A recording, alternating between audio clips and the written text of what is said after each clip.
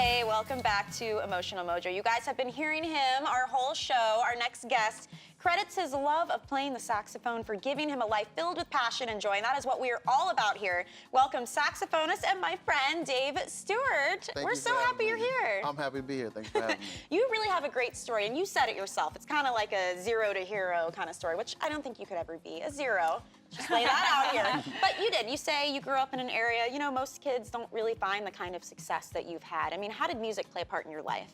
Well, music has definitely been, I find solace in my music, and also it's been a passport for me right out of the neighborhood to visit all over the world. And it's been a blessing and just the grace of God that gave me the opportunity to do that with my music. Yeah, I love that. It's been a passport. Oh, yeah.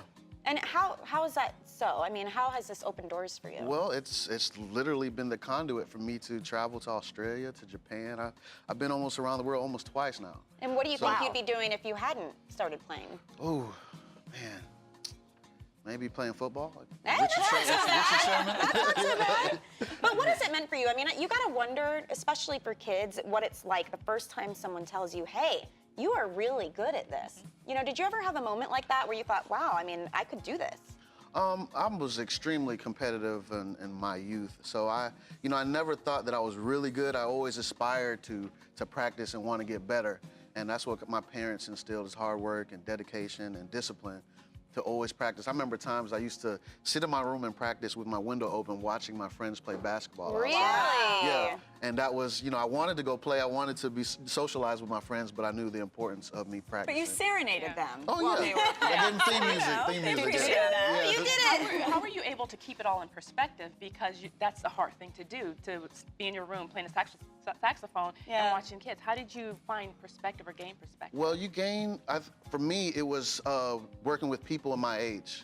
Seeing kids my age doing it and doing it well, it inspired me to want to keep practicing, and it also kind of gave me a blueprint of what I needed to follow to continue. Because you were part of a group called Sonny LaRosa and America's Youngest Jazz Band. My husband was in it too, with you. And you guys had a great time. I mean, I'd love to know what you think about the importance of the arts and music in school, because it's hard to come by now. Yes, it's instrumental. I mean, just what it does for your mind, being able to learn music, read music, and the social skills that you gain with your comrades and when you're traveling, and the experience is just, it's nothing like it is. It has solely been instrumental in my development. Well, I think we put so much emphasis in schools on athletics. We do. You know, because those are the heroes, and then you have someone as talented as you who kind of gets labeled the band geek or the, whatever. I mean, here your friends are playing basketball and you're inside playing the saxophone. I mean, it's just sort of, you have to rise above that and say, you know what? This is what I'm talented at. I'm proud of it. I'm not a band geek. Right. Well, that's what I love about it, because I look at you and I see a young guy. He's hip. He dresses good. And he's he does cool. the moves. And I think that kids need to see that kind of thing so they can see it's not a band geek Absolutely. thing. It's talent. Absolutely. And I just need to know, playing the saxophone, do you become a ladies' man? Because I just kind of heard Can't something. you tell? He's oozing it. I'm going to have to, I concur. You can I concur. Okay, so how does this happen then as you're playing? When did you decide to make it a career? Like, what was that point in time? Well, I think always a good indicator is when you start to get paid for what you love to do. Oh, yeah. Sure thing, but how do you do that, Well, it comes from the same time that we're talking about, the discipline to be practicing and be labeled a band geek. But once you start to get opportunities and start to really actually see your progress, that tangible reference, it just inspires you to keep going. Yeah. Did you have that aha moment, or was there one incident that happened? Like a memorable moment?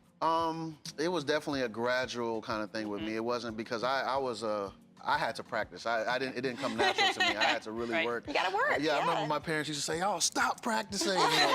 So, and I would find somewhere to practice. I would stick a towel or something to muffle the sound.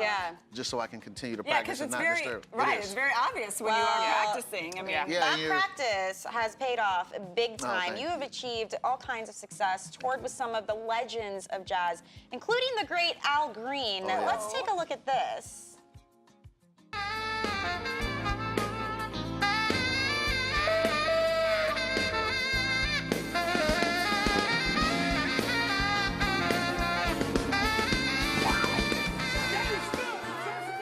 So there he is coming out on stage saying, hey, that's Dayve Stewart. What the heck? How Like, Man, that's amazing. It's a blessing. you getting worked up. You seem really emotional. Yeah, because you work really hard, and to see the fruits of your labor is nothing like it. It's unforgettable, and to still be living it is just amazing.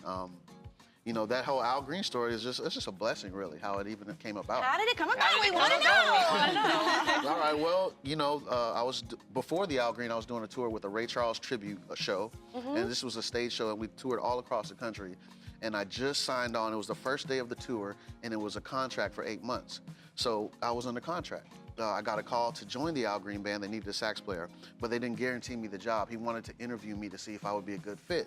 And I said, hey, I would love to come down. I would love to do this. I would leave to do this, but I'm not comfortable. I'm not at the place in my life where I can, sacrifice potentially 8 months of work to come down on For a one potential. interview. Right. So I just prayed about it. I said, hey, God, if you want this to happen, it will happen. It'll make itself available. And it did. 8 months later, 8 months At and that 4 8-month mark. 8 months and 4 days later, Wow. I got another call. The saxophone player they had wasn't working out. Hey, Dave, I know you couldn't do it. Are you available to do it now?